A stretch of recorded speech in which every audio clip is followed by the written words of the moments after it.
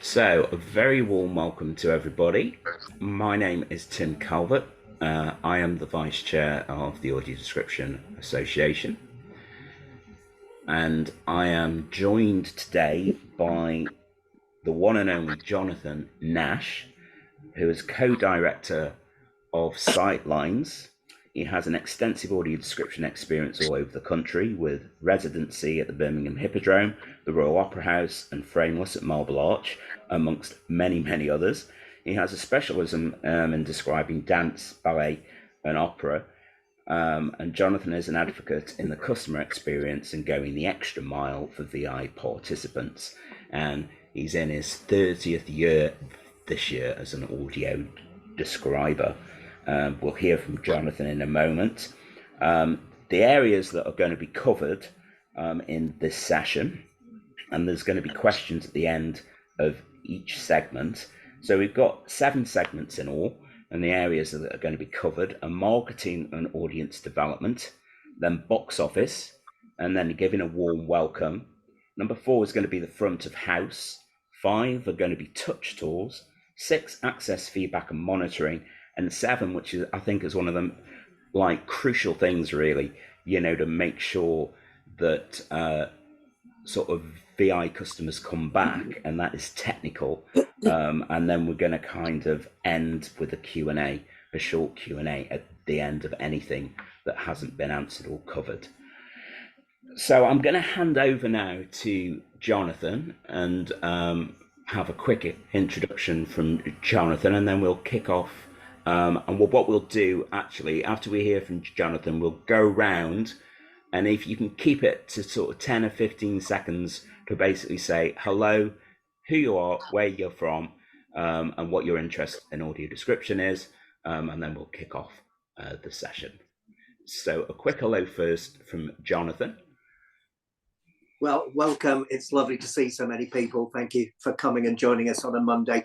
Just to give you a little bit of background as why I am particularly keen on the customer experience side of things is I was a theatre front of house manager for 25 years. So I have had sort of different aspects of audio description. I've seen it from both sides of the fence, I suppose.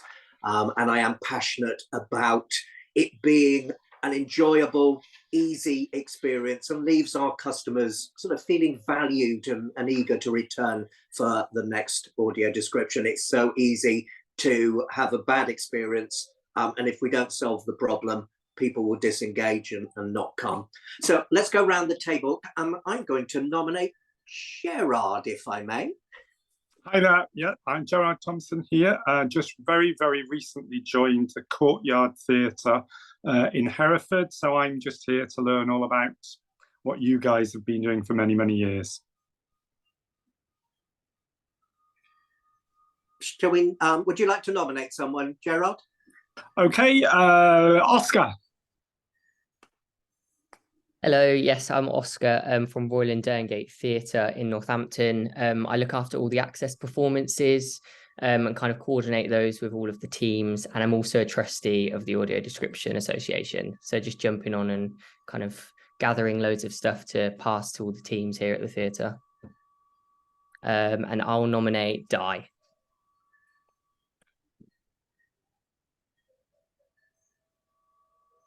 I think you muted Di.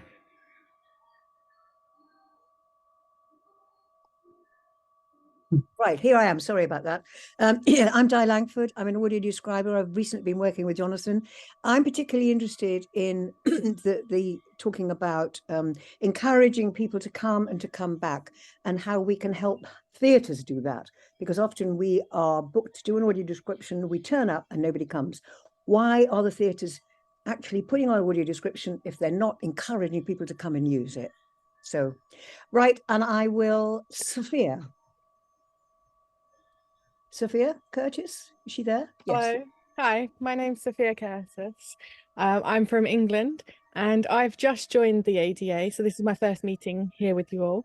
I'm particularly interested in video audio description as I'm an audio describer.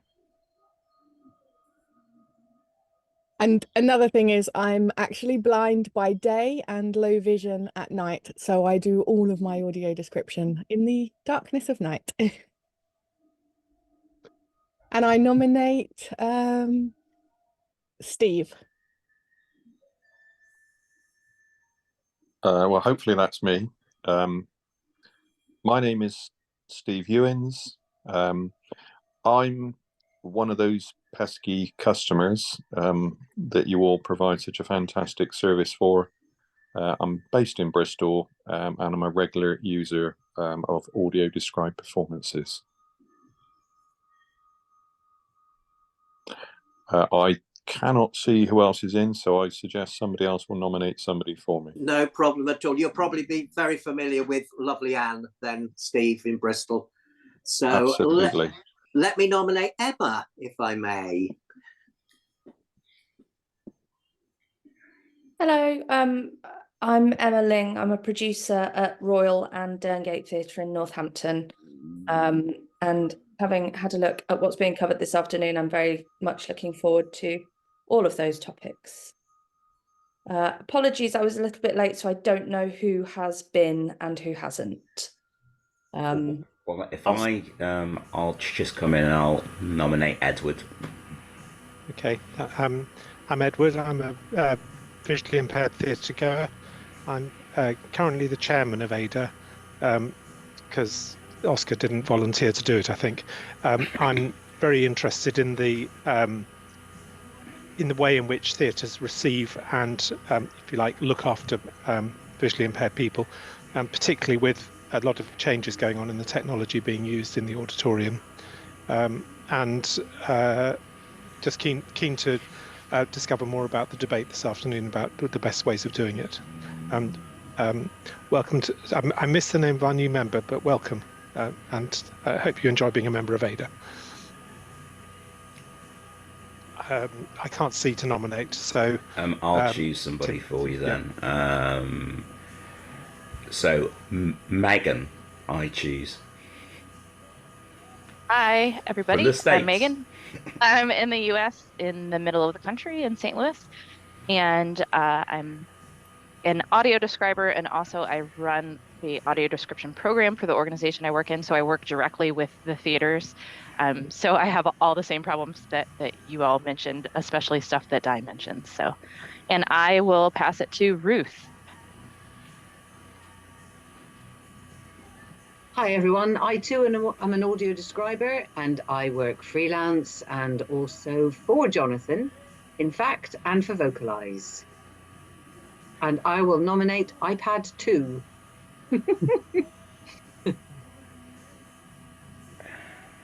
Yes, I'm very sorry about that. When I find out how to alter it, I will. I'm Michelle Jackson from Leeds. I'm an audio describer, have been for about 20 odd years. I am particularly interested in taking up our theatre, the Leeds Playhouse, giving a complete reboot to our services, because at the moment it's rather like Di said, we're not getting the people in, and yet we're still being hired to caption and audio describe performances, and yeah, we need action.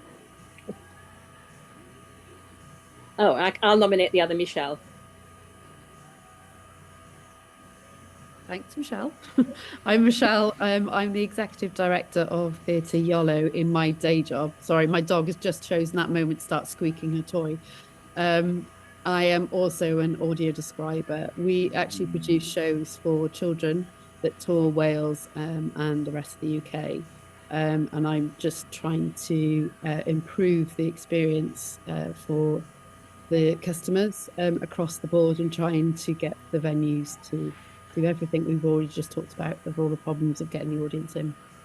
But I've got a particular interest in children. So. I will nominate Jane B. Hi, I'm Jane Brambley, and I'm an audio describer in theatre and online, and I'm interested in all the things that everybody else is on this Zoom, and I nominate Andrew Tinley. Andrew? Well,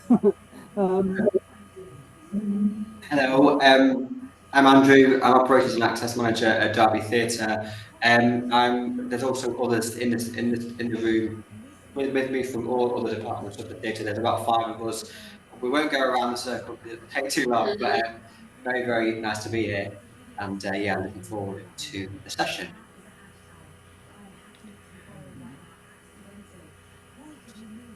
Yeah, I was a bit late as well, but Veronica, have you been yet? Hello, I'm Veronica Fyland.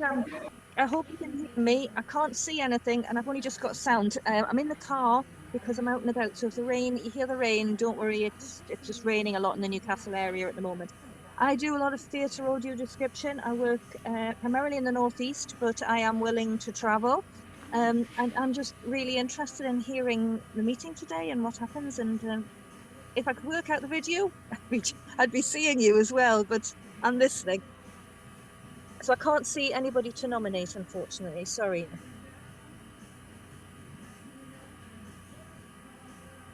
I'm a little unsure who we've got left, so if there's anybody who hasn't yet said hello, then speak up now. I'll jump in. I'm Chris Waite, Head of Lighting and Sound at the Royal and Derngate. I'm looking at this from a technical point of view to see what we can do to make things better, both for the audio describers and for patrons. I'll nominate Jo, because I know she's not spoken. Hiya, I'm Jo McElwain. I'm the other Head of Lights and Sound here at the Royal and Derngate. And yep, just following Chris, really interested in the technical side and what more we can do to provide it to help. So I will hand over to marketing at the Royal and Derngate. Hello, I hope you can hear me. Can you hear me? Yes, great. Okay. I am Bronwyn and I'm Head of Marketing and Digital at Royal and Derngate Theatre in Northampton.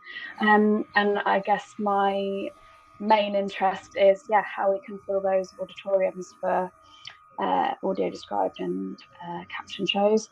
And also specifically at the moment, we're thinking about how we do the audio description for our brochure. So that's probably at the forefront of my mind at the moment.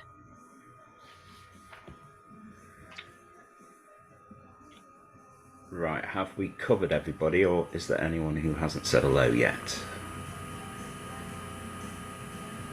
I think we've covered everybody, yeah?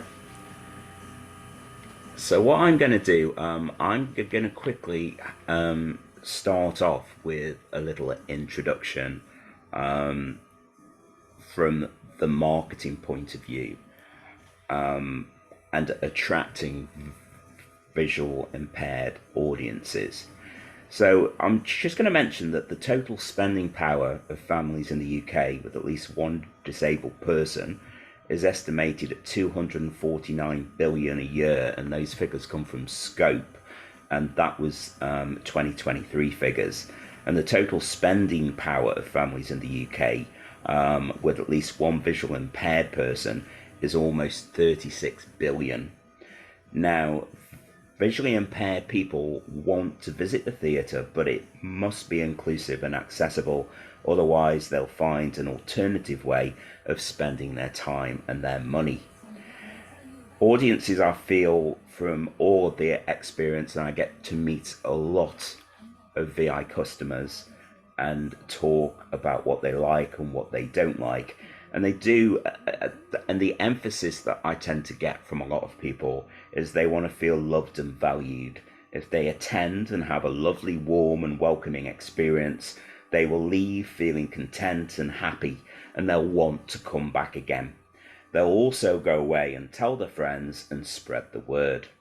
Now, everything starts really with the shop window, or with a website, or the promotional materials.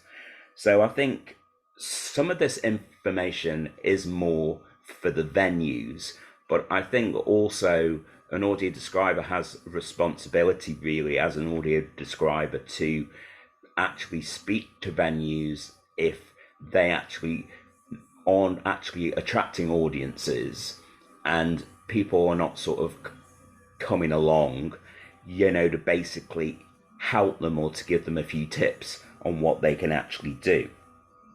So I'm just going to run through a few points. So it's important to make sure that an access page with information for people with disabilities and those who are VI is easy to find on the website, and it's linked into a booking agent to make sure that accessible information is updated regularly, and that general promotion advertises access, that Twitter, Facebook, Instagram, all social media is used to promote access performances, and possibly an audio podcast with interview material as a promotional tool is also a good idea, and an audio brochure as well. Try and schedule access dates such as audio described performances as far in advance as possible, and once confirmed, build into online information and all promotions. Link in with all the relevant local disability groups on social media and send out a newsletter or access audio flyer. Establish an access directory, create an incentive scheme to sign up and promote this with the use of the website, flyer, and social media and any audio information produced. Send out regular information to local media press, specifically about accessibility for people with disabilities, including VI people, so visually impaired people, and link in with your local talking newspaper. Create a way that VI audience members can make contact with the theatre or venue effectively, and offer a visit to the venue before the performance for those who lack confidence of navigating their way around the space, so that they can have an idea of what to expect and they feel a bit more comfortable and a bit more confident when they attend on the afternoon or the evening of the performance. So I'm going to hand over to Jonathan now, who's going to continue with a little bit more on audience development, and then we're going to go into box office. Brilliant. Thank you, Tim. Yeah, I mean, I think the thing to remember is with the larger organisations, so perhaps your local macular society, your local sight loss groups, your guide dog association, because they're regional as well, it's if you're going to start conversations with those, they usually will have an organiser who will book the trip. So they will invest in a certain amount of tickets, sell them to their members. So a good way of courting those organisations perhaps is, if you are not sold out for a performance that's being audio described, is invite some of those organisers, some of those movers and shakers to come along to that audio described performance for free. Give them a free ticket, get them to come and experience, and then they'll realise very quickly, yes, this is exactly what my members want. It's comfortable, it's safe, it's welcoming. The quality of the description is good, the quality of the broadcast is good, and all of those things will definitely help, because the group bookers are going to be the ones that are going to make the biggest impact on your attendance figures. So the more that you can get out there and find them, the better. Unfortunately, they don't come to us. We have to get out there. We have to do some promotion. Maybe your audio describer or one of your marketing team could go out and attend one of their meetings and do a little sell there, a little bit about the experience from start to finish. Show them your package. What are you offering? Why should they come to you over another arts venue? So always worth doing that little bit extra. I've just done a promotional video for Birmingham Royal Ballet that we made when I was audio describing the Nutcracker just before Christmas. It's about 1 minute and 15 seconds long. They're going to host that on their website to let people know that the service is happening. We're not like BSL's signers who are stood on the stage and are highly visible, or caption performances where the screens are up and everyone can see them. We don't have a visual presence. So for front of house staff, I would urge you, where possible, if you've got marketing screens that rotate through all the posters, if you can put up a text box on the night of the audio description to say tonight's performance is being audio described for the benefit of blind and partially sighted, if you know of anyone who might like to make use of this service. And that will be office colleagues, relatives, or close family members. So they're always, friends. Someone's always going to have someone in their social group that may like to avail themselves of the service. So we do need to promote it. Another thing front of house, and we'll touch on this later, but another thing front of house can do is invite audience members in for the pre-show notes. So they're usually delivered 15 minutes before the starting time. So 20 minutes before the performance, over the tannoy, put an announcement out. Those members who are here for tonight's audio described performance and would like to listen to the pre-show notes, would you like to make your way into the auditorium? Again, it highlights it. People will be curious. They might come up to an usher and say, what was that about? I missed that. I didn't quite understand what that was about. And then it opens a conversation. And that's a really good thing. So make the service a little bit more visible. Make sure it's advertised everywhere. So on the company flyers, if the companies have agreed to foot half the bill for the audio description service, they are equally as responsible for making sure that it's marketed well. So really, it should be on every flyer. It should be on every brochure. It should be on the access page. It should just be in as many places as you can get it. Lots of theatres now I've started to see where they do their diary at the end, listing all the shows for the season, have a mirror page right next door to it with all the access performances on it. I think that's a wonderful thing because it mirrors the two and they sit together. But be proud of the service that you're doing. Think about discounts, of course, for carers and support workers, because lots of people can't come on their own. It's too tricky to navigate their way to the theatre, or they need someone to guide them around during the touch tour or while they're there. So do think about making sure that offer is there. Lots of theatres still have this old access phone line that has historically just been there in the box office. Do you answer it? Do the staff know what it's there for? Do you ever check it to make sure the line's not gone down? All of those things are really, really important.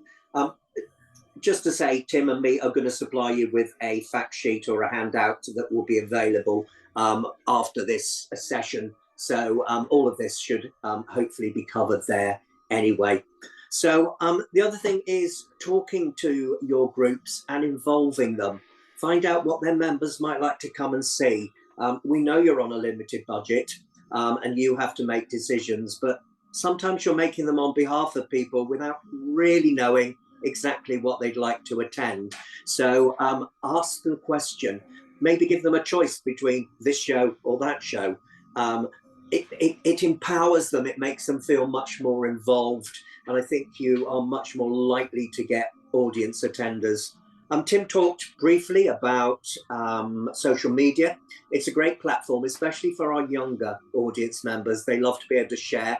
I know platforms come in and out of favour. X now, or formerly Twitter, is maybe not as popular as it was. I did like that one because people would retweet, so they'd forward it on. I know that sort of happens a little bit with Facebook, doesn't it, Tim? Yeah, and I will also say that I think in relation to attracting your younger VI audience, I would say TikTok is certainly one to sort of think how you can use that now.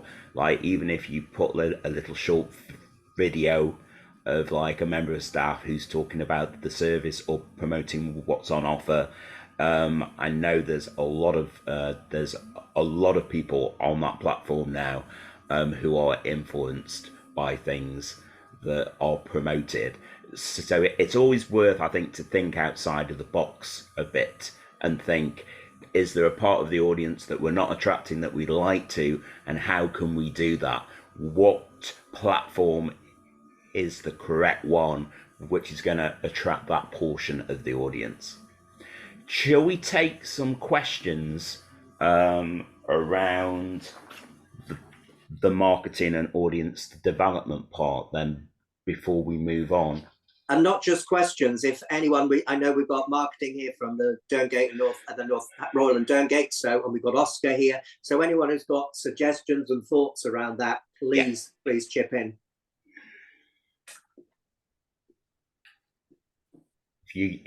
If you want to raise your hand, and we do it that way.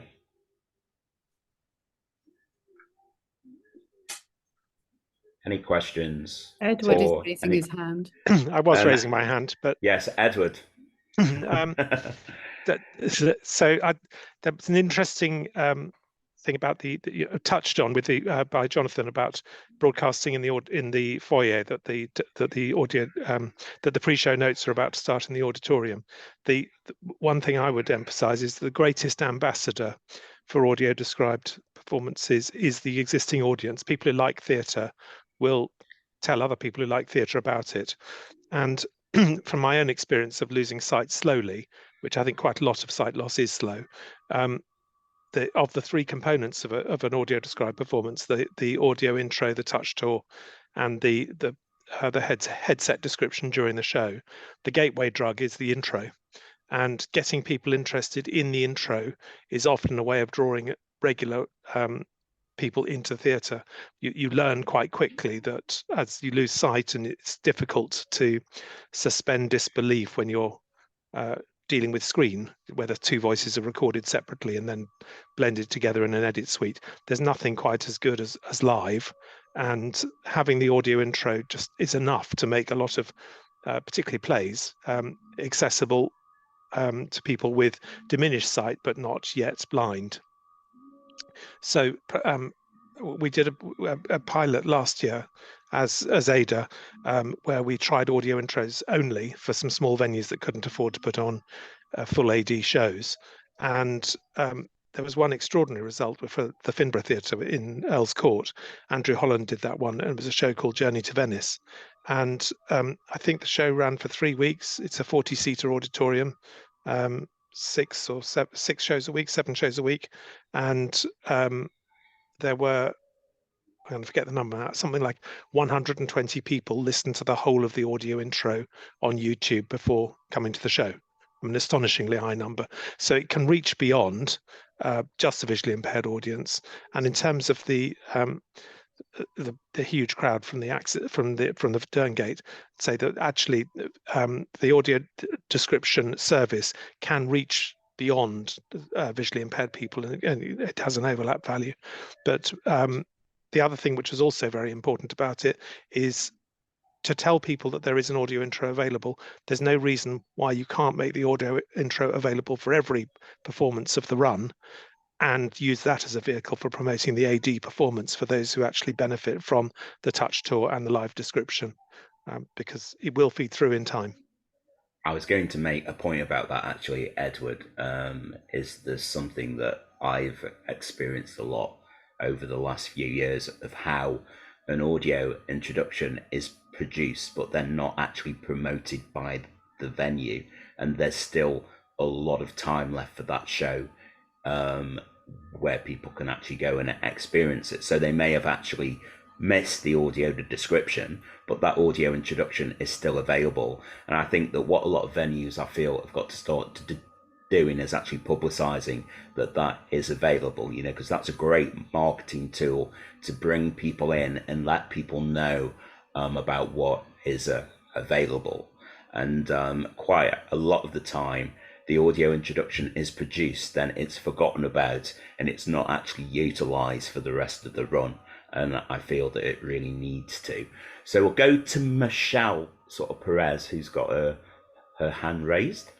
Hi, it was just a comment really that about 2 years ago I had a t-shirt made up which has audio describer written on my back, and I wander around the foyer at the beginning of the show and get loads of people talking to me before asking me what it is and what I do. So we found that really useful.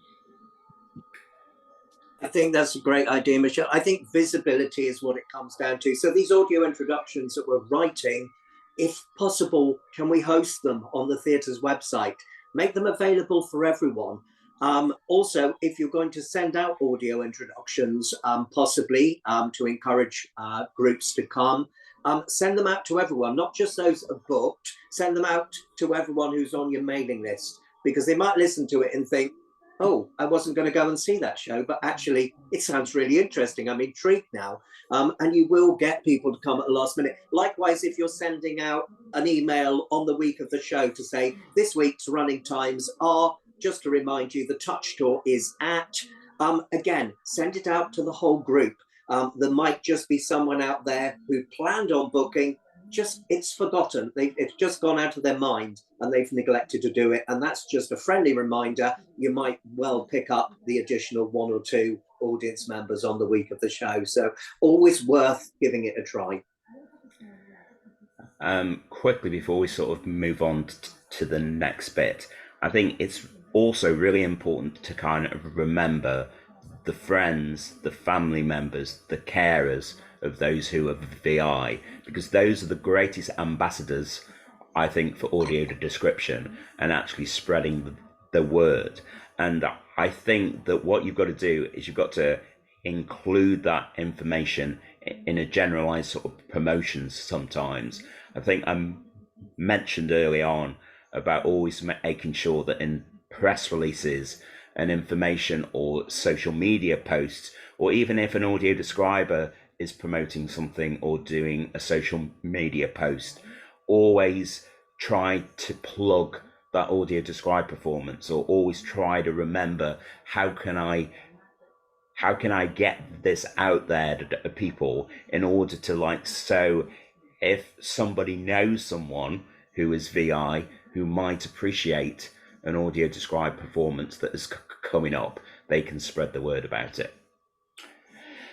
So have you got anything else that you want to note on the marketing and audience development, Jonathan, or shall we move on to the next? I think we'll move on. I mean, I don't want to be patronizing, but I'm sure people have realized that we put this in the order of the customer experience. And so being marketing right at the top of the list is one of the most important things, because if you don't get through that gateway, you're not going to experience, however good all the other departments then perform, if you haven't actually told people it's happening and made them aware about it, you're having zero audience. So that is why marketing's right at the top. Technical actually is right at the bottom, but I think it's almost like a book. The covers are the 2 important bits. They're the ones with the most important bits of information and are crucial to the whole experience. So let's move on to box office. So box office have all different systems. I know it's got very complicated now on which theatre group you work for, or whether you're independent and have your own computer systems. But I think it is absolutely essential to have some sort of access code that can identify VI service users. This is not only helpful for the describers and the front of house team on the day, so they have ideas of numbers, how many dogs might be coming, how many people might want headsets, does anyone require the assistance dog being looked after during the performance, but also it's for your ACE grant, your funding grant. They want to know how many figures. ACE, when they last did a swathe of cuts for theatres, had access at the very top priority of everything that theatres do. And that's why theatres are getting these grants and these funding applications are being successful. And this is going to cut in about 1.5 years' time, when you're all reapplying for your ACE grant for 3 years later. So you are going to have to prove that you're providing the service, but you're now going to have to prove that you are making it better and improving it all the time, that more people are coming, that you are marketing it. It's not a simple case of a tick box, we provide audio description. It's going to be, you are going to have to now prove that you have improved, you have worked on it, and things are getting better if you still want that portion of the grant. I know that when English National Opera lost their original funding, not this last time, the previous time, the access pot was the only part of the grant that remained. So they were doing access, and they kept that money to carry on doing it. So being able to identify audience members is really useful. I think as describers, we do have to play our part. So I think if we know where audience members are sat, I think it's really helpful maybe at the interval just to do a little vox pop, just pop down and identify a couple service users, check that everything's okay, that they can hear you clearly, just check that you're not over describing, check there's not any information that you've missed out on. Just do a little bit of information. If something is slightly askew at the interval, you can rectify it. Once you got to the end of the show, there's no going back.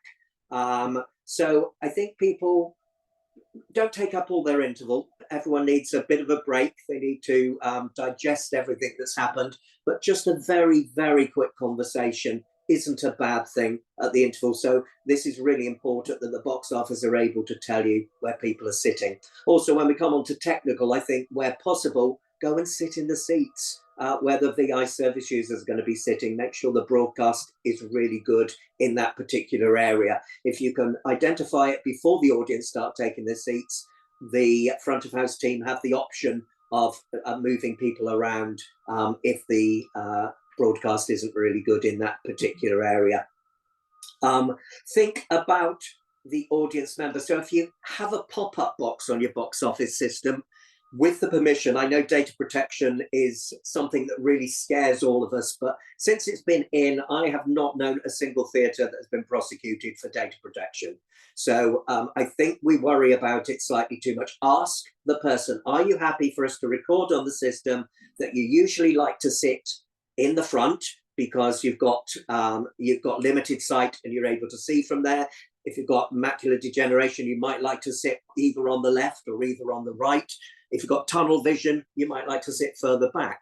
So you can record those choices. You can record if they usually bring an assistance dog. You can record if they usually like to go on the touch door. You can record, do they usually take the dog in with them, or is there a possibility that they're going to want to leave it and have time out with the front of house team? So all of that stuff that you're able to record makes it really helpful and means that they don't have to repeat themselves every time that they ring up to book a ticket. And also makes them feel really welcome, because you say, oh, I think you usually bring your dog, don't you? And it just makes you feel part of the family of the theatre. And I think that's a really good thing to do. Some venues, and I know it's not always possible because of your producers wanting absolute maximum income at the box office, but some venues will provide an additional seat for the assistance dog to be able to lie down in, so that they're not in the way, they're not in front of people's feet. Certain theatres have got lovely wide aisles. I know an awful lot of old-fashioned Victorian ones that haven't updated, and the foot space is really, really limited, and there's very, very little space for the assistant dogs to go. Also, try and have a knowledge of the show in the box office. So if it's Mamma Mia, you think, oh, well, it's a musical, that's fine, no loud explosions or bangs, it's fine for the assistance dog to go in. Right at the end of the show, like Six and other musicals, they encourage the audience up on their feet to dance. This is a moment the assistant dog can have their tail stepped on or accidentally be kicked. So do think about these things. And equally, with explosions and things in the show, smoke effects, assistance dogs are trained to evacuate their owners in these sort of situations. So if there's an awful lot of smoke, they're going to become a little bit jittery, because they're going to start thinking we need to get our owners out here. And loud explosions as well. If they're trying to sleep, trying to rest, and suddenly a big explosion goes off, it's not fair on the dog. So do try and have a little bit of a knowledge about all of these things. Do try and keep in contact with your VI service users once they've booked. Quite often people are booking 6 months, sometimes even 9 months ahead. You probably don't know the show running time at that point, whether there's an interval. So you may need to get back in contact nearer the time. But what I would recommend that you do is that it's not the VI service user's responsibility to contact you. You don't want 30 individuals getting in contact on the week of the show to find out the running time because they don't know it. It's much easier to say, are we able to email you, text message you on the week of the show, and just remind them about their visit, to say, we're going to be opening the doors at this point. Sometimes, of course, for touch doors, at the point of arrival isn't always the foyer. Sometimes some theatres, they gather at stage door. Some theatres, they gather at an access door on the side of the auditorium. So all of these things need to be made clear in advance of arrival. So if someone can take responsibility, box office really need to be able to ask that question: can we email you? Can we text you? And then it's up to the venue to decide whether it's box office, whether it's front of house, whether it's marketing. send out that welcome email. I know the Theatre Royal in Norwich, we always send out something the week of the show. They're really good at it. They remind people about any offers on merchandise or anything about food, because sometimes their restaurant will tailor make the food to the show. So if it's a Greek show, they'll have Greek food. So all of those things are really helpful for VI service users, just to update them, make it chatty, make it friendly, but make it informative. And as I say, make sure the venue does it and the audience members aren't expected to have to keep coming back and getting information off of you. So I think that's probably it for the moment. I think if there is, there's lots of things that we'll talk about as we go through the other groups, but I think front of house, box office and technical and even marketing get left out sometimes. So do they actually know what audio description is? Have they ever experienced it? Have you ever invited them, maybe when there's a matinee for marketing, to come down and just listen in, even if it's for 15 minutes, but just get an idea, listen to the pre-show notes, maybe go on a touch tour, get an understanding of how that works and how important that is for VI service users to understand the playing field, the pitch, what is it like before we start the production. It is so important for them. So I think all departments really should be encouraged to come and have a little experience. It's one thing to be told about it, but it's another thing when you actually get involved in it and go, that makes sense now. I understand why this is so important. Tim, have you got something you wanted to come in with? I was sort of basically going to just add what you were saying about how important it is for members of staff at a venue to who perhaps are not familiar with audio description to actually sit with a headset on during a performance and actually experience what that's like, because I don't think we realize how much that changes somebody's perspective on how everything works. And also I always ask if they maybe close their eyes for 5 minutes and try to experience the audio description like a VI user and actually have that experience, because then it will really change their sort of perspective.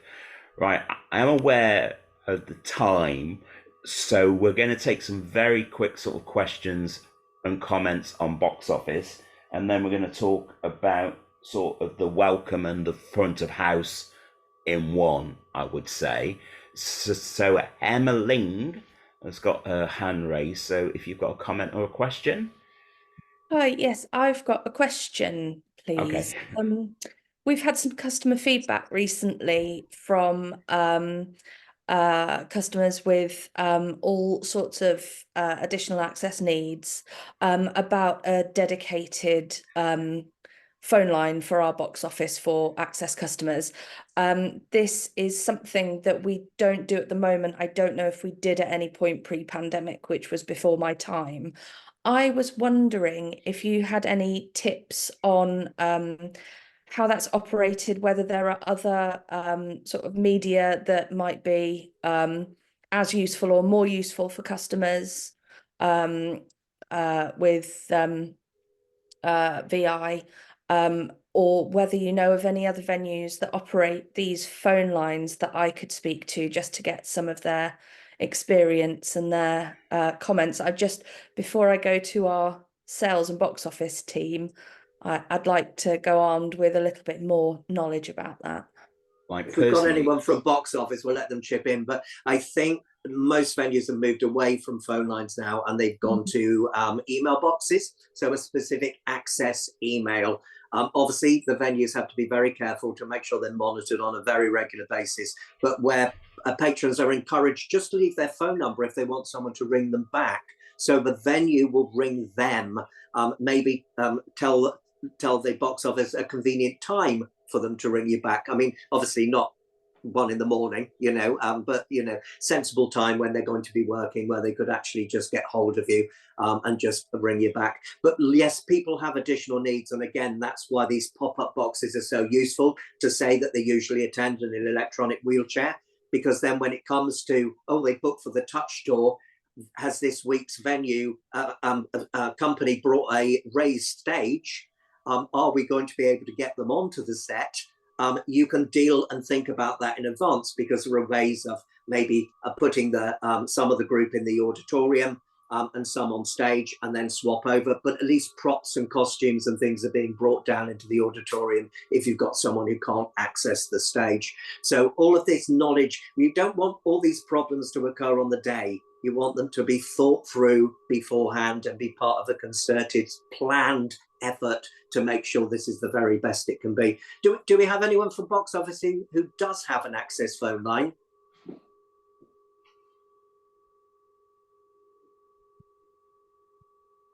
It's very useful to hear thoughts on this, because I sort of, without having done any research on it yet myself, I was sort of under the impression that a dedicated phone line might be, in an age of so many different media for communication, might be sort of going out of date slightly. I think we provide quite a lot of good opportunities for our customers to communicate with us in various different ways. And I think there is an element of us, as with all venues, maybe having reduced down our number of staffed phone lines since people started to book predominantly online for things. So I think there's possibly also an element of customers wanting to be able to get through first time on the telephone and not necessarily being able to. So it's interesting to hear that it might be that venues aren't doing dedicated phone lines for access customers as much. Thanks, that's very interesting. I think it also costs, Emma, so I think that's why people don't have them. Sorry, Steve. Sorry to interrupt. No, you're not interrupted. As a visually impaired customer, I would say that actually, from our point of view, in my opinion, generally, you do value the ability to phone up and book tickets rather than do it online, because it's generally easier to do so. I don't necessarily value a dedicated access line, but I do value a line, because the booking process is easier speaking to somebody than it is doing it online. For me, that's my experience. That makes a lot of sense, Steve, because I know that some screen readers aren't brilliant also on certain websites and stuff. So it makes sense to me that you would prefer to speak to somebody on the phone. So that's the sort of booking end of it. I don't value it necessarily as a specific access line, but I do value it as a means to book tickets in this, as I would perceive it, the simplest way possible, rather than booking it online, where a lot of those websites are very difficult to navigate with a screen reader. The one thing I'll add is that I would say that at least 80% of venues still have that option for people to call and actually book tickets on a phone line. And I think where it comes in, I think, for VI customers, is you can have a generalized sort of phone line, but I feel there needs to be some training so they know what access is, they know what an audio described performance is, they know what audio described performances are coming up, and they know all of the information that they can relay. So I actually feel it comes down to the training of the people who are actually manning the phones on that generalized line. I don't think you particularly need an access line. I think you can always have an access email with enquiries. Quite a lot of venues actually have an option where you can email or you can contact an access ambassador, an access champion, and they'll get back to you and they'll have that phone call. But I think in relation to booking tickets, I think it can be done on the generalized line, but I think training has to be incorporated into their role so they know all about audio description. And perhaps on the box office, it's important for them to have a list of upcoming touch tours, audio described performances that they can relay. Thank you, Tim. I think Edward's got his hand up. Yeah, just a very quick point about access numbers. Building on what's been said about it's really great to have a line to call rather than try to navigate a website. I've had experience of waiting 55 minutes to get through to ATG's access line. That's how long the queue is, because it's answered by well-trained staff, but in the main ATG call centre, whereas NIMAX Theatres has an access line where you often have to leave a message and they call you back, but you're called back and it's dealt with on the phone there and then, and they have all the questions, and they can pick. They're usually experienced access people who call back. So one of the factors in deciding whether to have a line or not will be how long do you take to answer your phone, I should think. Brilliant, thank you. Shall we move along to front of house, the arrival and welcome? Yeah, okay, let's do the welcome. I think since COVID, my experience is a lot of theatres now don't necessarily open for quite so long. I know that some theatres actually close after the matinee. They shut the building up and then reopen for the show, maybe an hour and a half before. Touch tours quite often are slightly ahead of that window of opportunity. So I've been at theatres where we've been waiting for VIs to arrive for the touch tour, and the front doors are all locked and no one can get in. And so obviously this is where the whole venue needs to liaise with itself. If you have a Monday meeting when a new show comes in, a touring show comes in, it's important and imperative that you talk all the way through the access provision, whether that's BSL, whether that's captioning, whether that's audio description, but to make sure that the doors are going to be open and someone is on hand to assist. Adequate staff if people turn up on their own and need some guidance. Think about your process at the theatre. Do you need to scan the patron's ticket on arrival, or do you need to tick them off on the list of attendees for the touch tour? That all takes time, and you do need to have adequate staff to do that. And think about setting the expectation for the whole experience when the person arrives. So we've done all the marketing, we've done all the box office, we've done the nitty-gritty about how to get there. This is the start of the experience when they arrive at the theatre. And so everything now has to be polished and top-notch to make sure people want to come back again. So tell people, right, welcome, we're so pleased to have you here. The touch tour is going to be starting in 10 minutes time. After that, you're going to have about 15-20 minutes to get some refreshments, go and use the facilities. And then the pre-show notes are going to be read through the headsets if you haven't listened to them in advance. Remind them of the finishing time in case they need to ring a family member or a taxi to come and pick them up at the end of the show. So, but again, remember, they're not the quickest people to leave the auditorium, so maybe add another 5-10 minutes onto that. Might be sensible just to say, I'll give yourself a window of opportunity. The show finishes about 10:10, but maybe call a cab for 20 past. So all of those things. Check if the VI service user might want assistance at the interval to go to the facilities. If they've left their assistance dog with you, do they want the dog back at the interval? We still have people who smoke, who might want to sneak outside for a crafty cigarette, and the dog will take them out there to do that. So don't assume that just because the dog's come to you for Act 1, they don't want the dog back at the interval. Pre-sell interval drinks to VIs on arrival. I have to say, most of the venues such as ATG who have these QR code apps, they are totally inaccessible for VI service users to operate and to order drinks. I don't know if that's unfair. Is there anyone here who's experienced using a QR code to order interval drinks? As far as I'm aware, everyone tells me they are totally inaccessible. So they will probably need to go to the bar and pre-order. Again, I've been to venues where an usher has been reluctant to sell a VI patron a program because they don't think they can read it. They have readers at home on their computers. Someone, family member or friend might read it to them. So don't deny a sale just because you've presumed that someone can't read the program. So treat everyone the same, and that's we'll touch on staff training a little bit later on.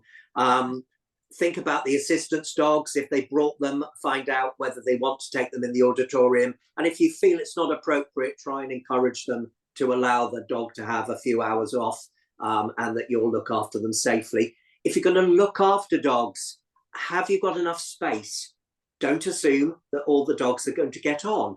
They might not. You might have one male who wants to pester all the females. So be aware that you might have to separate them. Make sure you've got enough water bowls available. Don't assume they're all going to drink out the same one. They really should have several choices of water bowls. I once, at Birmingham, we had 10 white Labradors being looked after all at the same time. Fortunately, someone had some luggage labels and had the forethought to write the name of each dog on the label, put them around the necks. Not all dogs have their names on their tags. Quite often they have their owner's name and their owner's phone number, but not the name of the dog. So if you're going to have that many dogs to handle, make sure that you can manage it correctly. Just scrolling down my list, forgive me. Will the welcome team be going on the touch tour with the patrons? It's always sensible to have additional staff, so when the touch tour has started, that one person remains in the foyer. We all have problems with transport. We all have issues at the last minute that stops us getting out the house and getting there on time. So maybe make sure that you've left one person in the foyer to mop up anyone who might arrive late, be able to take them through. But I think where possible, front of house managers should try and assign staff to the audio described performance who follow through. So not that they're just there for the welcome and then they have to go off and sell sweets and ice cream. They're there for the whole experience. Make sure that you have headsets in the auditorium. The headset batteries do sometimes fail on us, or something can go wrong with them. So make sure that anyone who's sat in the auditorium near our VI service users has a spare headset so that they can swap them out if needs be. Front of house, what training have you given your front of house team in access? Again, since COVID, the changeover of front of house staff seems to be epically fast. Not that people come and people go. So how often do you retrain your staff? And my advice is, please don't let current staff members train new staff members. The information gets diluted and it never is passed on in the form it was intended to be in. So make sure you have dedicated training sessions, either run by the theatre management team themselves, but preferably inviting in service users so they can talk from their perspective, and also, you know, audio describers perhaps to come in and enthuse the group as well and make it passionate and make it human. I've always think that makes training a little bit less dry, and people then tend to take it in a lot better. Have staff been trained how to guide a VI service user? And that's our responsibility to find out as well, I think, as audio describers. So if just before the show we meet the front of house staff, ask them. If they haven't, it takes literally 3 minutes to show them how to guide a VI service user. So it's something we could do very quickly and solve a problem very quickly. So we need to be, as describers, as proactive, I think, and we should challenge the venue. Ask the questions that VI service users would like us to ask, to make sure that this service is the best that we can do. Make sure that all staff across all departments know that audio description is a package. As Edward says, it's the pre-show notes, it's the touch door, and it's the live description. Patrons can opt in to all or any of those, but there is a package there, and make sure that people are aware. So people don't just come and do the touch door and then didn't know that they could get a headset and get live description, because it does happen. So just make sure there's clarity there. Do all the front of house staff know how their broadcast system works, whether it's Sennheiser, Mobile Connect? Do they know how to turn it on, how to get to the right channel, how to log into the internet if it's a Mobile Connect service? So all of these things are really, really important. You don't want a VI service user saying, this isn't working 2 minutes before the show, and the person they've asked has no idea how to rectify it. You know, the show's probably not going to be delayed, so we need to make sure that everyone is able to resolve that problem really quickly. And usually they're on the wrong channel. It's as simple as that. These devices that we use are not suitable really for visually impaired service users. Most of them were designed as tour guides for museums and galleries, and have been adjusted to work for the theatre. I've talked about seat numbers. Please try and make sure it's noted down where VIs are sitting. So if the box office can't fulfill that information for you, when people turn up for the touch tour, ask them at that point, do you mind if I just take your seat numbers? And then we can just come and check on you, make sure everything's okay. So we can pick up that issue at that point. Are staff aware of the broadcast coverage within the auditorium? Quite often, if you've got overhanging balconies, circles and upper circles, it can mask the signal around the edge, it shadows it. So make sure that someone has checked where is the optimum areas for VI service users, and flag the areas that are completely off limits. Don't sell a ticket in that area because they're not going to get reception. And likewise, front of house managers really every week, every touring show should go and walk the auditorium or send someone in to walk the auditorium with a headset and make sure that it is broadcasting.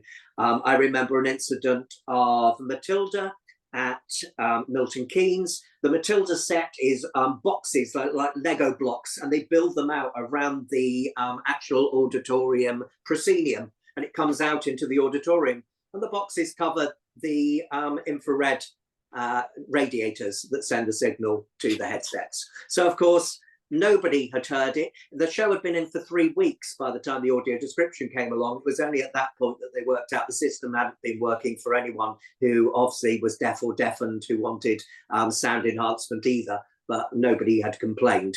So, you know, you do need to check it on a regular basis. All these things have wires, and unfortunately, when they're putting lights up and sound speakers, someone can trip, someone can unplug something inadvertently, and the system's down. So all of these things are really important, but I do believe it's a front of house sort of process. Sorry, did someone have something to say?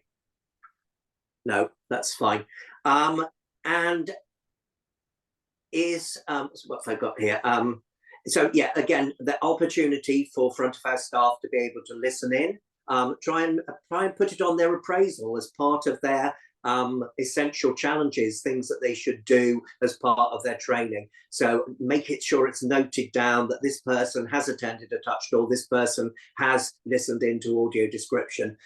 If you can, as a venue, it's always really good to offer a dedicated space, maybe a meeting room, after the touch tour, especially if the touch tour is really early. So people have got somewhere to go and sit, take some refreshments, have a sandwich.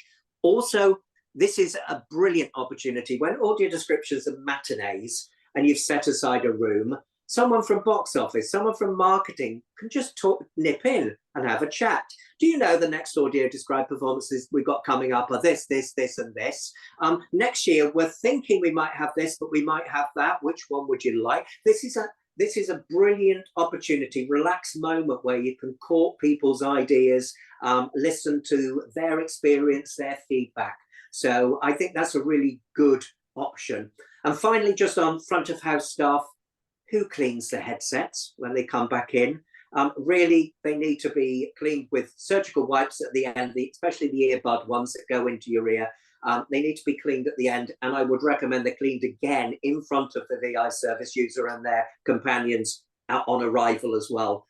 So make sure that that is part and parcel of your experience. So that's just a few sort of front of house elements. Oscar, have you got any input into that or any other questions?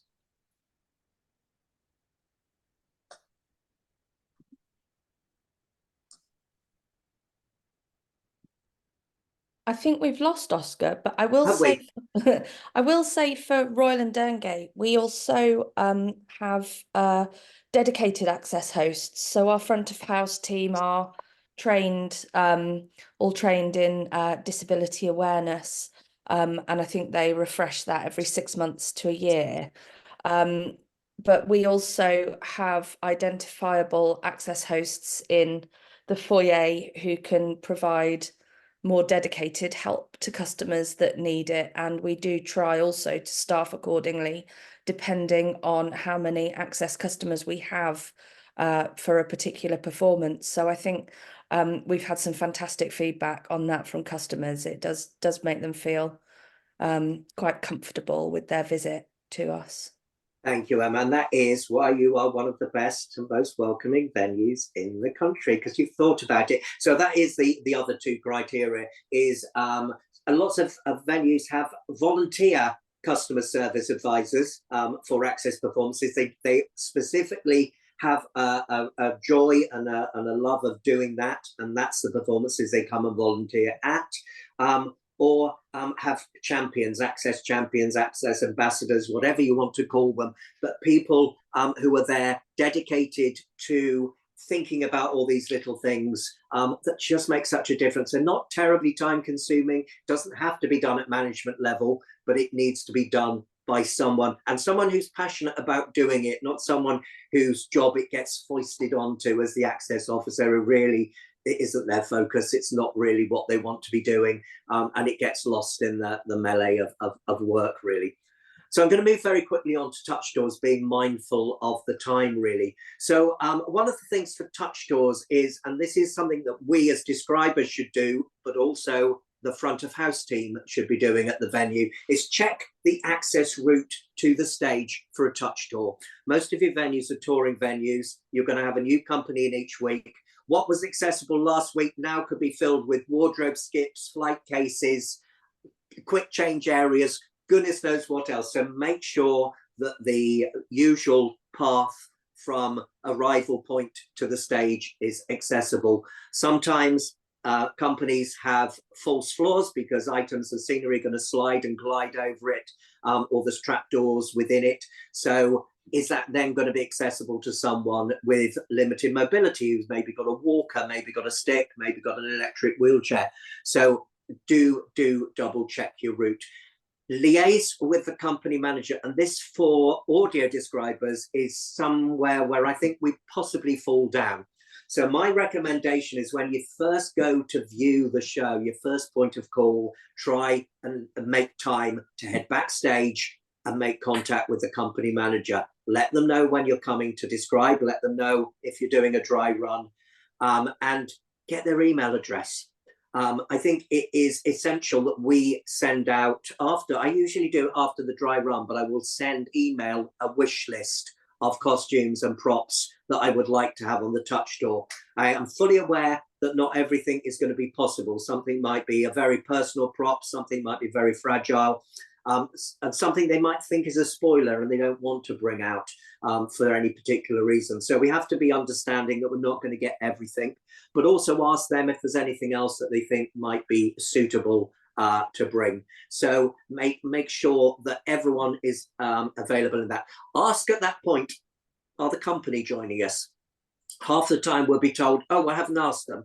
Well, would you mind asking them? Because lots of them might have a friend or a family member is visually impaired, and completely understand and get how important the touch doors are.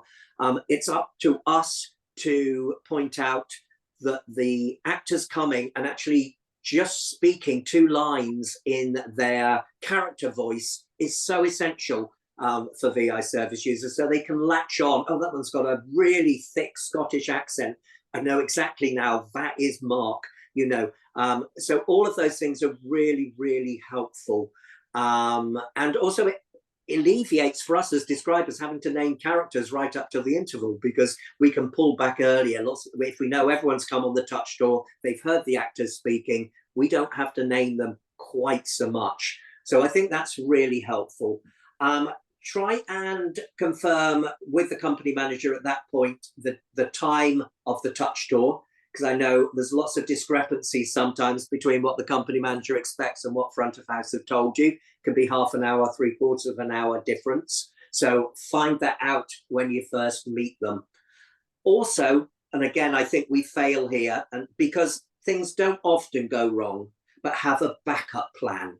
If we can't get on stage, what are we going to do? Are we able to bring props and costumes out front of house? Now, again, if you've got a dedicated area set aside for people to have their refreshments, then you've already got somewhere to put props and costumes and we can move it out there. What happens is at the 11th hour, if someone's ill, certainly when COVID raged through the company, you might have 3 company members off and they had to spend the time getting the understudies into a rehearsal, or there might be a set issue that they need to address and we can't go on stage. So always try, if you can, to have a backup plan of what we're going to do if we can't get on stage.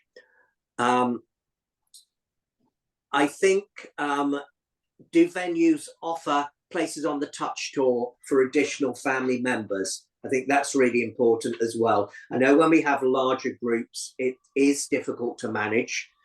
If we've got huge groups coming, perhaps we should do 2 touch tours. We need to talk and liaise with the company about this, but do we do 2 touch tours, one at 1 o'clock and one at 1:30? Do we take everyone in the auditorium and do a general overview, take half of them up on stage, and if we've got our cast members, get them to bring things down to the auditorium? So bring costumes, bring props down and hand them round, and then swap over at the halfway point. Also, talk to the company manager about people who also might like to come to the touch tour, not just the actors. It's really helpful to have someone from wardrobe. It's really helpful to have someone from wigs. Even if it's a dresser, just to explain during the pantomime how they get the Dane in and out of the costumes. It's an additional piece of interesting information and something else that makes it personal to that show. So if we've got other people who are able to come along and show us their skills, tell us about what they do during the show, I think that's also really important as well. For front of house, we need them to remember that any visitor who's booked through the box office is the theatre's visitor. So they come under the theatre's health and safety insurance policies. So someone from the theatre needs to accompany you on the touch tour to keep those audience members safe. It is not the audio describer's job to do it. We will do our utmost to make sure everyone stays safe. But at the end of the day, it is down to the theatre's insurance. So they need to make sure that they monitor that as much as they do any other part of the performance. If we do have really high numbers of people coming to the audio described performance, do we need to stop and think about that? So if this is maybe Disney and we've got them in for 12 weeks and we've got 60 people wanting to come, perhaps we should have been offering 2 audio descriptions and not just 1. So offer people a choice of dates, maybe a matinee and an evening show, because lots of people work and can't necessarily come to a midweek matinee. So think about choice. And also, if you know, when it gets to the point where it is proving so popular, you do need to think about maybe putting a second audio described performance on. Maybe you've got an immaculate group who want to bring 30 people, but it's already busy. So say, is there another date you would like to come? And we'll ask the describer, can they come and do that date as well? So I think we can be over successful sometimes. I know with a lot of the West End performances recently, we've had huge numbers of VI service users. So I think all of that is really worth thinking about. Can I just interject Yes. on large groups? I've had quite a lot of experience lately where there's been large groups and they've only really been able to have one touch tour, where they've tried to take a huge amount of people on stage at one time, and it's basically fallen apart by trying to do it that way. And what I would suggest, if you have a large group, then maybe what the best thing to do is, if you can use the auditorium, have everybody seated in the auditorium. If you are going to take people on stage, have an overview in the auditorium and then sort of take them in smaller groups on stage during that half-hour sort of period, which is normally the set time for a touch tour. It's normally it's no more normally than 35 to 40 minutes. And there's been a few experiences where a lot of people have been taken on stage and it's kind of run away with itself. They haven't been able to get the cast on. They haven't been able to go through all those elements. But if an overview is presented of the show to everybody who is sitting in the auditorium, and then maybe 5 or 6 people in small groups actually go on stage with either a front of house member or a member of the stage crew, and they actually do it that way, then that's a lot more effective. Have we got any more questions or comments on this? Because I'm a bit aware we've got sort of 15 minutes. 2 segments left, yes. Yeah. So any quick comments or questions about a touch talk? Just one final thought from me on touch tools, and it worked really well for pantomime when I had a big group, is I got the customer service staff, and I took them on stage 5 minutes beforehand. We went to the props tables, we identified the items that we were going to pass around, and we divvied them up. So everyone had 4 items to hand around. I explained how to describe them and where they were used in the show. And rather than one person doing an overview and it take forever to go along the line of people, people just took props around. No one was without a prop for more than about 20, 30 seconds at a time. It really worked very well. But obviously you've got to have an enthusiastic team of people willing to help out. But if they are, it's great. Yeah. So if we've got no questions or comments on touch tools, shall we quickly move on for 5 minutes for access feedback? Yeah, absolutely. This isn't a huge one, but do we establish contact after the performance to court feedback from our visually impaired people? I think the best way is possibly through email or a text message service with headings, so we can focus the response. We want to talk about the delivery. Was the describer's voice good? Was there rustling? You know, was there anything that they missed? The amount of description, was there too much? Was it suitable for the production? You know, if we're doing a Shakespeare play, have we kept the language in the era that the play's being delivered? It might be that they're doing it as a modern day production and they're taking all the rhyming couplets out. That's fine. But have we thought about that? You know, the use of the voice.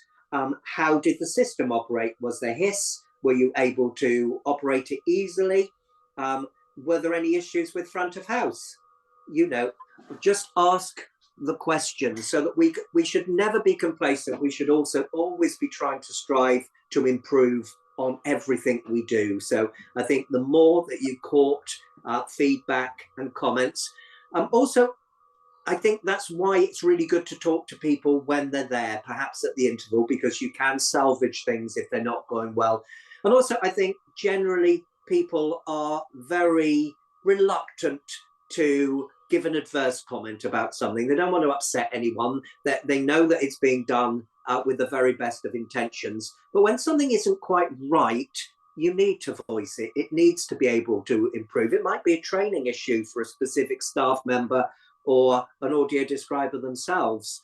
But that is why I've always fought for audio description to be on a professional basis. I have no problem with people doing it for free, but I don't like people being called amateurs or volunteer describers, because I think people just then feel, I can't criticize it. It's being done by someone giving their time and effort for free. And I'm not able to say, but actually this isn't quite what I need or quite what I want.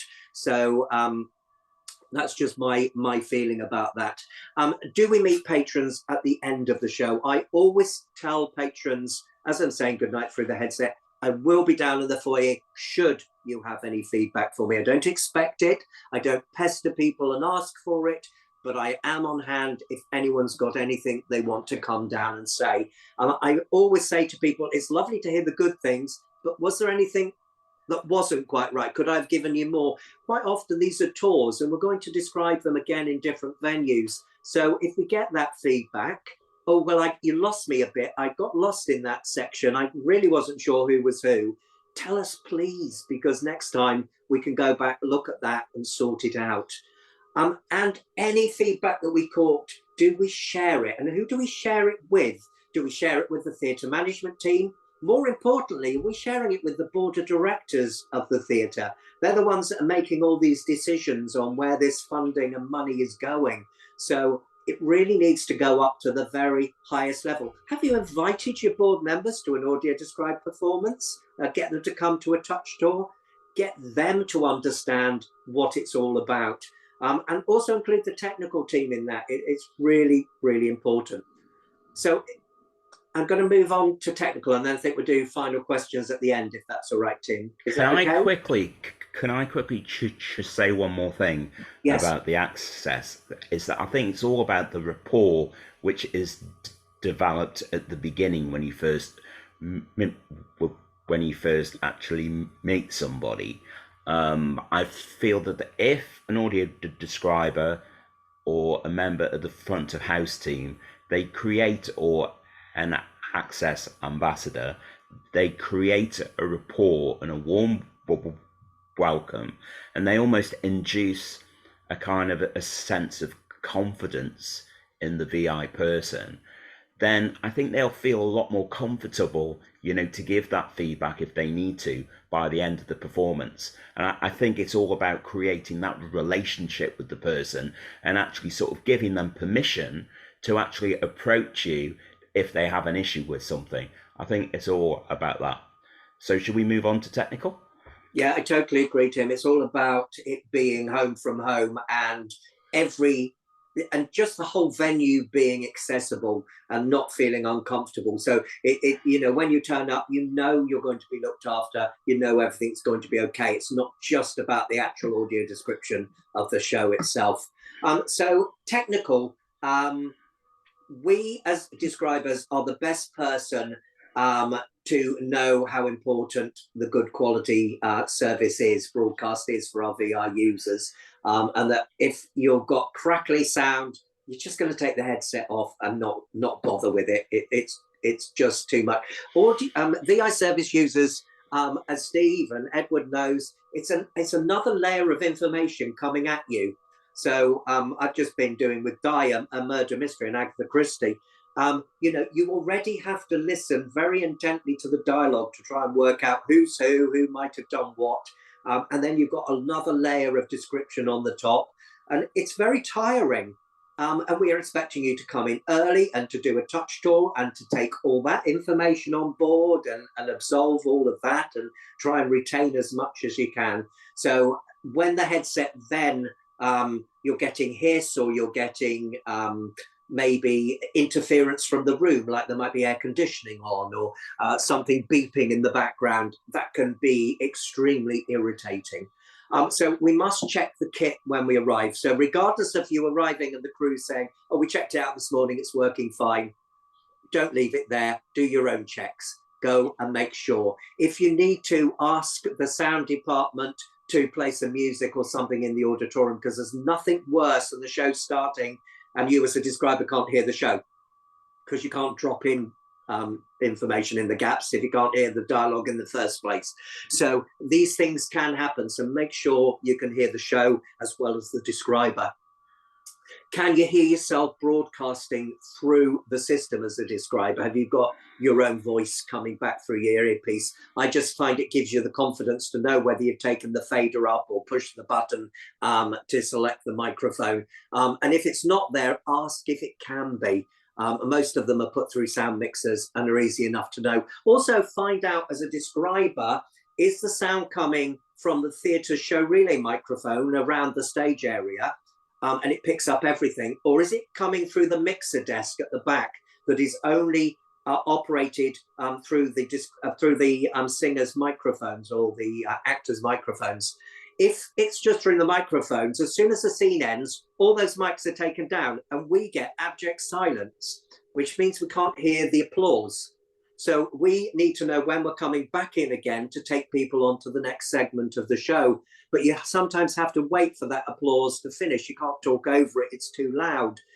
So it's essential to know all of this information before the performance begins. It will allow us to operate at our very best. If we can, I know I've said it's front of house's responsibility to check the auditorium, but if we know where VI service users are sitting, go and sit in their seats and listen to the description. I've done sound checks in the auditoriums before where I've walked it, and then unfortunately, when you sit down, you don't get the signal. So just because you get it standing up doesn't necessarily going to mean you're going to get it sat down in the seat. It might just get masked by a sound speaker or something else. So do physically sit in the seats is my recommendation for you. There, Jonathan. Yes. Something really important, I feel, is the positioning of where VIs are actually sitting. Yes. There's a lot of things sometimes that happen during a performance. So there might be something that interferes with the signal and it will stop working. With the mobile connect system at certain venues, ATG venues are beginning to push this out in all of their venues, and it's something that people are going to become a lot more sort of familiar with. They don't work extremely well with Android phones, so they don't have enough sort of devices to hand out, and they ask you to use your own phone. It might drop out in the middle of a performance, and it can actually happen on an iPod as well. It can drop out, and then if you're stuck in the middle of a row, you can't get the attention of the front of house. You've got no way of actually getting your audio description back on.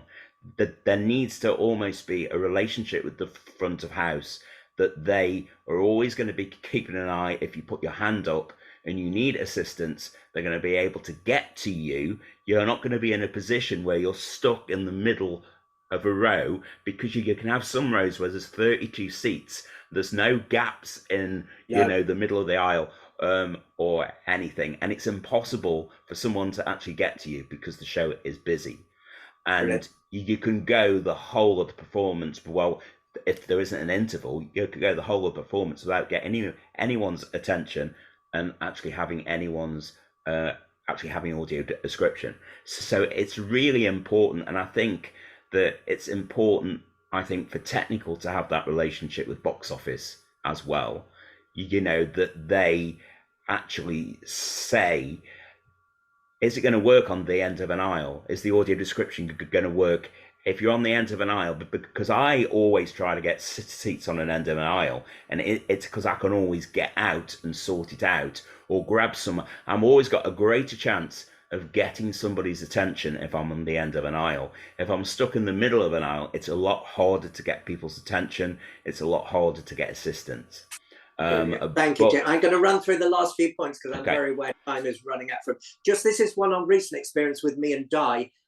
We do recommend to technical that we don't have show relay coming through the system. If you've got multiple channels, have one with just show assistance, have one with audio description, and have a mixed channel for those who might like it. But if it's a musical and the music's a bit loud and you turn the volume up, you're not only turning up the audio describer, you're turning up the volume of the show as well, and we're fighting against each other. So I recommend for plays, for musicals, and most musicals are over amplified in my view anyway these days. I think you can hear it anyway. Maybe just have the describer. However, me and Di did this, Agatha Christie, and then we found out at the interval that although the VI service user could hear us really clearly, they couldn't hear the show. So actually, I think for plays, maybe 30 to 40% of the show volume coming through just as a low level would be really useful.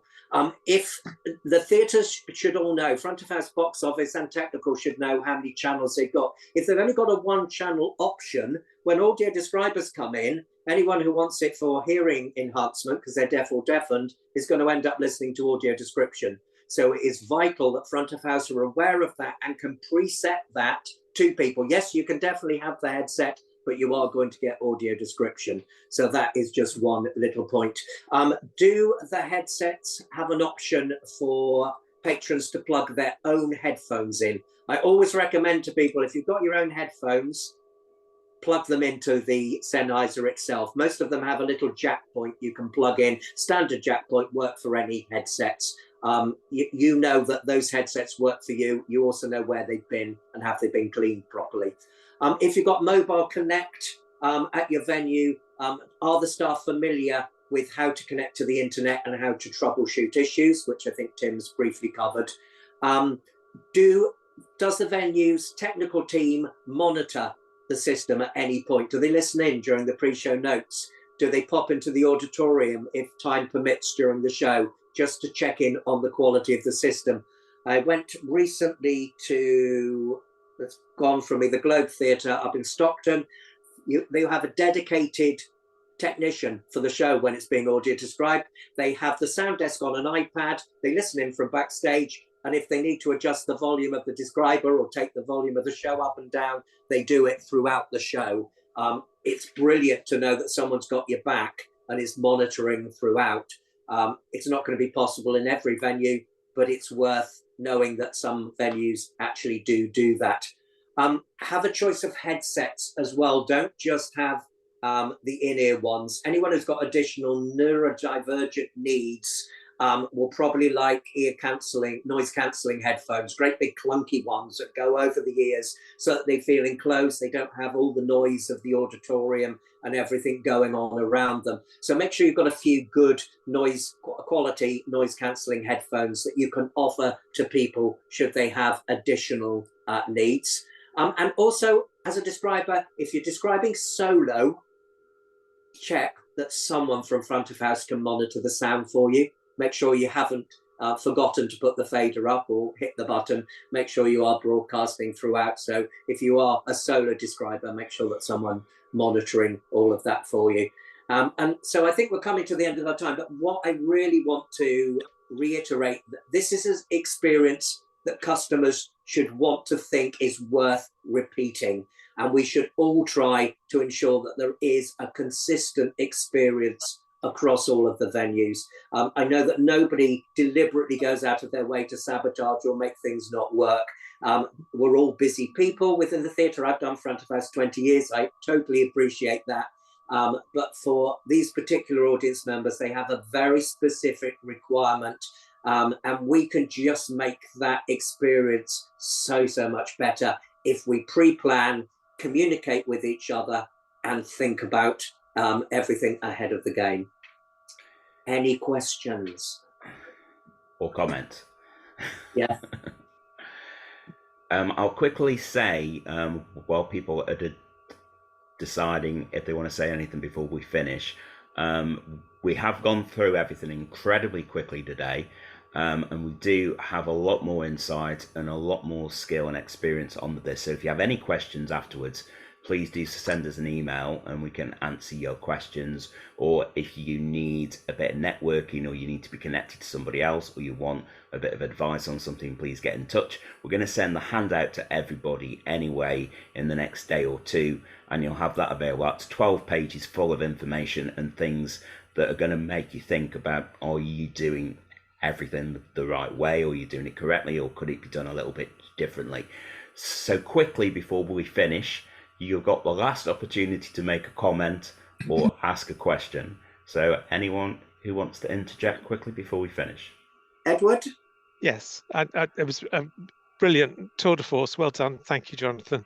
I wanted to add something about the technical stuff in the touch tour, because there is a tendency to think that the audio description is the main part, that this is a huge generalization from my experience of 20 years ago to describe performances, but that to save a lot of the technical information for description during the show, ideally to be the least intrusive possible, the description would only be the minimum amount of navigation information to keep you going through the show.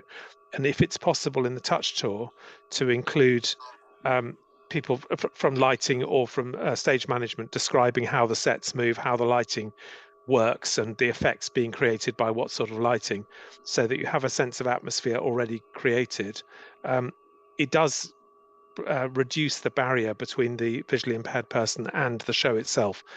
It's very, very easy to put up if you like, a net curtain.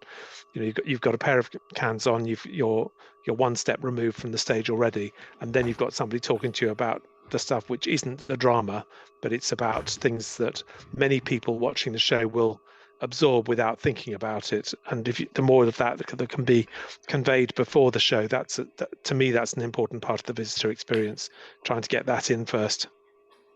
Brilliant. Thank you, Edward. And please don't feel embarrassed about sharing any of these handouts as well. So with your marketing department, with your technical department, you might not want all of it, but just give them the relevant parts to them. We're more than happy for that. It's just best practice. And we can add to it. So if you've got things that you think we missed, tell us quickly before we send the fact sheet out. but we can still update it at any point in the future for the website anyway. So that's really important. Can I just add one other thing, which is that on our website, the ADA website, there is a recording now. I think I'm right, Tim, in saying of the session that Ros did on getting feedback. Yeah. Which is for those who wish to study that further in depth. It explored some of the issues in how to deal with people who don't want to say anything that's negative. Yeah. I think there is. So I just want to plug the next skills set session is going to be on the 27th of February. It's going to be between 2 and 3:30. It's going to be with myself and Anne Hornsby from Mind's Eye. And it's going to be all about what to charge and selling your audio description craft, to the masses.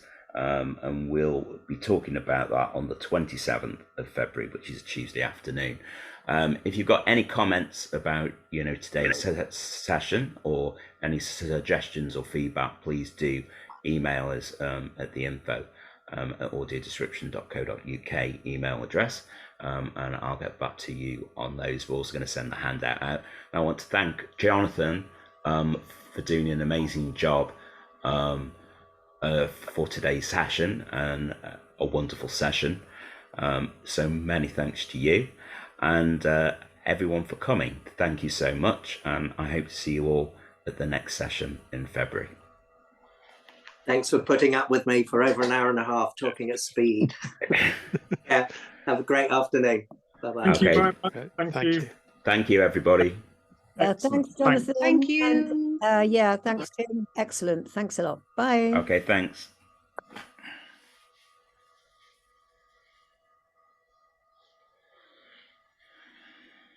Well, I hope you're very pleased with that, Tim and Jonathan. Yeah, I think it went. We sort of just about got through it. Thank you, Edward. But I hope it's not about preaching with people. It's just about